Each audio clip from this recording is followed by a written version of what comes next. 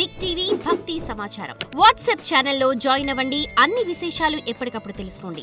అసలు ఆ సింహాసనంలో రాముడు అలా అధిష్టానమై ఉంటే చాలు అన్నట్టుగా ఉంటుండేది. అసలు ఏ నేరాలు ఏ ఘోరాలు అసలు వాటికి తావే లేదేమో. అసలు అలాంటి సుందరమైనటువంటి రాముణ్ణి ఇవాళ మనం చూసుకోవటానికి, ఆరాధన చేసుకోవటానికి మన భారత సర్కారు వారు సంవత్సరం క్రితం అతీ వైభవోపేతంగా రానటువంటి నదీ నీళ్లు లేవు. ఎక్కడెక్కడ పుణ్యక్షేత్రాలు ఉన్నాయో ఆ పుణ్యక్షేత్రం నుండి ఉన్నటువంటి మృత్తిక లేకపోతే ఇంకేదో విశిష్టమైనటువంటి ఒక సంపద అది అక్కడ రాముడి సన్నిధికి వచ్చింది. వెండి ఇటుకలు పెట్టారు, నవరత్నాలు పోశారు, మణిమాణిక్యాలు వేశారు. ఆ రాములల్లా విగ్రహ ప్రతిష్టకు ఏదైతే సశాస్త్రీయంగా ఇది ఉండాలి, ప్రతిష్ఠ జరగాలంటే ఇన్ని నియమాలు ఉన్నాయంటే ఆ సకల నియమానుసారంగా సాధారణమైనటువంటి పల్లెటూరులో ఎవరో గుడి కట్టుకుంటారు. పల్లెటూరు అనగానే అనేక కుల మత వర్ణ భేదాలతో అన్నీ కూడుకొని ఉంటుంది. ఏదో ఒక మంచి దేవస్థానం కడుతున్నామంటే డబ్బు ఇవ్వకపోయినా ఇబ్బంది పెట్టనటకుండా దూరంగా ఉండేవాళ్ళు కొందరు ఉంటారు. మన వల్ల కాదండి, మేము డబ్బులు ఇచ్చుకోలేమండి, పోనీ ఏదో మంచి పని చేస్తున్నాడు కదా, మన వల్ల అయిందేదో అతడికి సపోర్ట్ చేద్దాం. సపోర్ట్ చేయడం అంటే ఏమిటి? ఇటుకలన్నా మోయడం, ఇసుకన్నా ఇవ్వడం, లేకపోతే సిమెంట్ ఇవ్వడం. ఇవేవీ కాకపోతే వాడిని డిస్టర్బ్ చేయకుండా, ఇబ్బంది పెట్టకుండా ఉండడం. ఇవన్నీ పల్లెటూరులో సహజంగా చూస్తూ ఉంటాం. గుడి కట్టాక ఏదో కారణాంతరం చేత గుడి మార్పు జరిగింది అని అనుకుందాం. వేరే గ్రామానికి గుడి వెళ్ళాలి. ఊరు వాళ్ళంతా ఏకతాటిపై నిలబడి మా ఊరిలో ఉన్నటువంటి గుడి ఇంకో దానికి వెళ్ళటానికి వేయలేదు. అలాంటి చిన్న స్థాయిలో పల్లెటూర్లలో జరిగేటువంటి దేవస్థానాలకే అంత వైభవం ఉంటే యావత్ భారతదేశం ఒక్కమారు ఉత్తర భారతం వైపు తన తల ఎత్తి కళ్ళెత్తి మనస్సును అటువైపు పెట్టి నిజంగా క్రితం సంవత్సరం అయితే ఆ రాముడి ప్రతిష్ఠ జరుగుతుంది జనవరి 22 అని అనుకున్నప్పుడు ఆనాడు ఏ ఒక్కడు కూడా బయట వేరే పని పెట్టుకోవాలి, టీవీకి ఎత్తుకొని పోయి కూర్చున్నాడు. నేనేమైనా ఒక క్షణం అటు ఇటు అవుతే ఏది మిస్ అయిపోతానేమో, అభిషేకం మిస్ అవుతానా, ఆరతినా, ప్రతిష్టనా, కళాకర్షణ ఏది మిస్ అవుతాను అన్న భయంతో ఆ భక్తితో రాముణ్ణే చూస్తూ ఇంకే పనులు లేదా, భోజనం లేదు, తిండి తీర్థాలు లేవు. ఇంకా చెప్పాలంటే నేను ఆనాడు నాకు బాగా గుర్తుంది, నేను ఓల్డ్ సిటీలో ఉన్నాను. అక్కడ ఒక ఆంజనేయ స్వామి టెంపుల్, అక్కడ పెద్ద స్క్రీన్ పెట్టించి నేను అక్కడ వ్యాఖ్యాతగా వెళ్ళాను. ముగించుకొని నేను మా ఇంటికి వెళ్ళాలి. దారిలో నమ్ముతారు లేదమ్మా, నేను బండి మీద వెళితే సుమారు ఒక 200-300 చోట్ల పెద్ద పెద్ద స్క్రీన్లు పెట్టి వీధులంబడి అక్కడ జరిగేటువంటి కార్యక్రమాన్ని వీధులంబడి అందరికీ ప్రదర్శన చేస్తున్నారు కదా.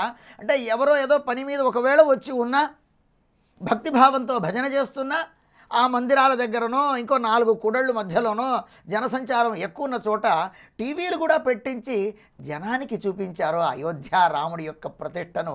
అలాంటి ఆ అధిపతి, అయోధ్యాధిపతిని మనం సేవించడం, ఆరాధించడం చాలా గొప్పది తల్లి.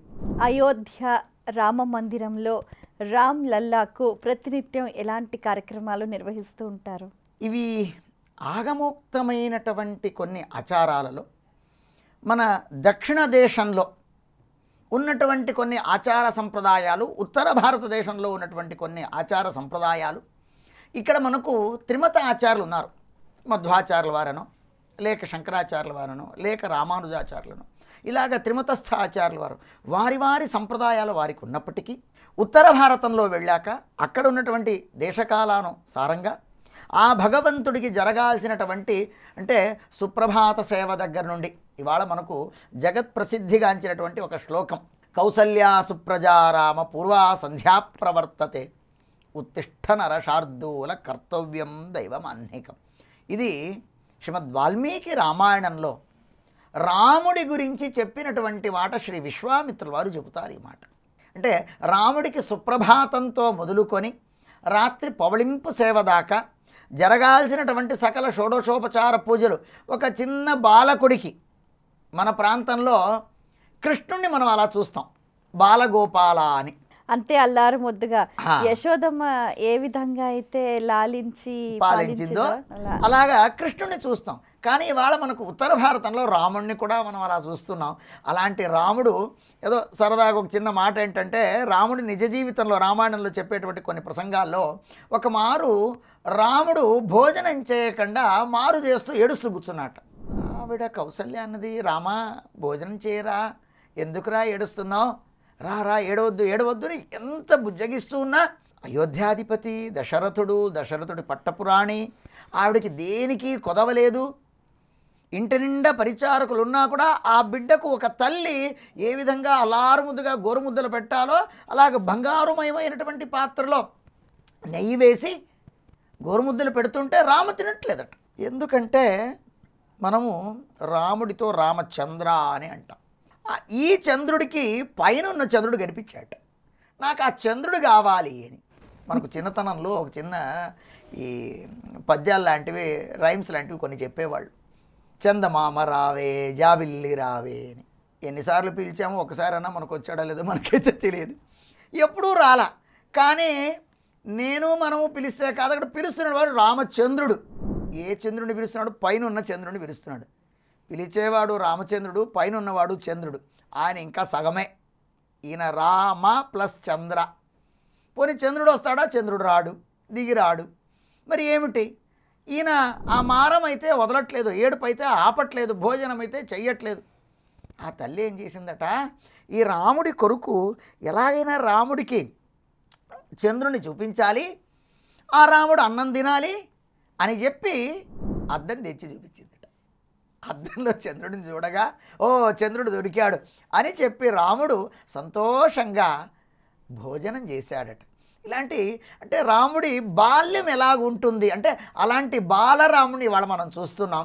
అలాంటి బాలరాముడికి చేయాల్సినటువంటి షోడశోపచార పూజలు, బాలకుడికి ఏ విధంగా అభిషేకాలు కానీ లేక దాని స్నానం అని అన్నా కానీ గౌరవప్రదంగా శాస్త్రీయ పద నిర్వచనం అభిషేకం, అలాగా వాటన్నింటినీ సక్రమంగా ఒక పిల్లాడిని అల్లారుముద్దుగా ఎంత చక్కగా అలంకారం చేస్తామో. ఒక్కొక్కసారి ఆభరణాలు వేస్తుంటారు, సువర్ణ ఆభరణాలు ఒక్కొక్కటి.